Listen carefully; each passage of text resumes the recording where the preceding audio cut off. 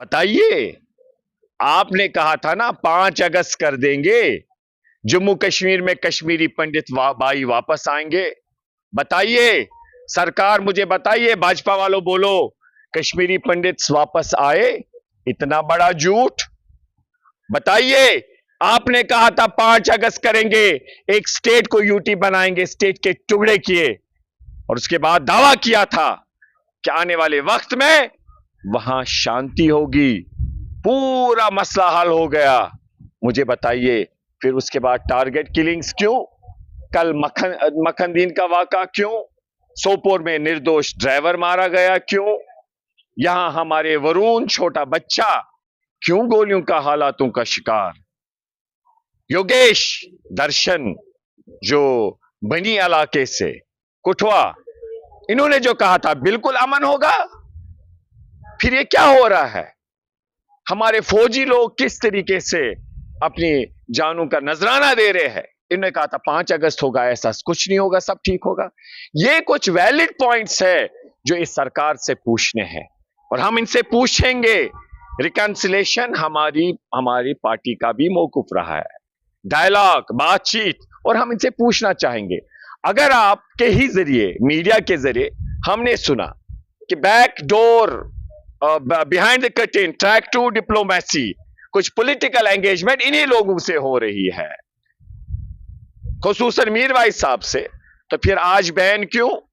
Reason क्या है? सरकार इनको चलानी वो गृह मंत्री है। मैं आपको कहता हूं, हर शहरी को फिक्र होनी चाहिए मुल्क की सिक्योरिटी के बारे में, मुल्क की सलामती के बारे में।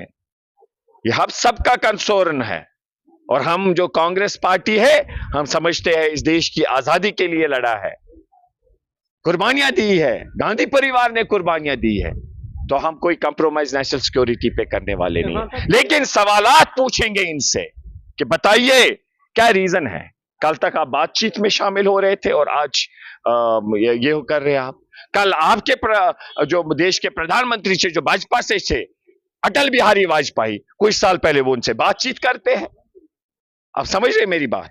और उसके साथ साथ हम पूछना चाहेंगे, इनके मीरवाइज साहब के वालिद साहब, वो इन गोलियों के शिकार शहीद हो गए, उनके एक नजदीकी रिश्तेदार, और एक और सिक्योरिटी आप Z+ सिक्योरिटी इनको दे रहे, दूसरी ओर बैन कर रहे।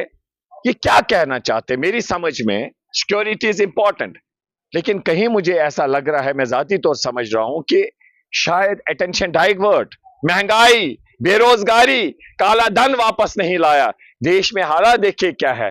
तो ये ऐसे मुद्दे सामने ला रहे हैं कि जिससे अटेंशन डाइवर्ट हो, और ऐसा पेश किया जाए कि बस सब ये सिक्योरिटी के हवाले से बहुत ठोस कदम उठाए जा रहे हैं। लेकिन ऐसा नहीं है, ना इसमें कोई रीजन ये दे पा रहे हैं, ना एक्सप्लेन कर रहे हैं कि किन वजूहात पे आप ऐसे डिसीजंस ले रहे हैं।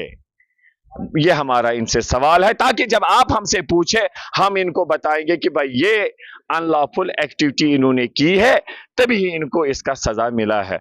हमें बताए, हम आपको भी बताएंगे।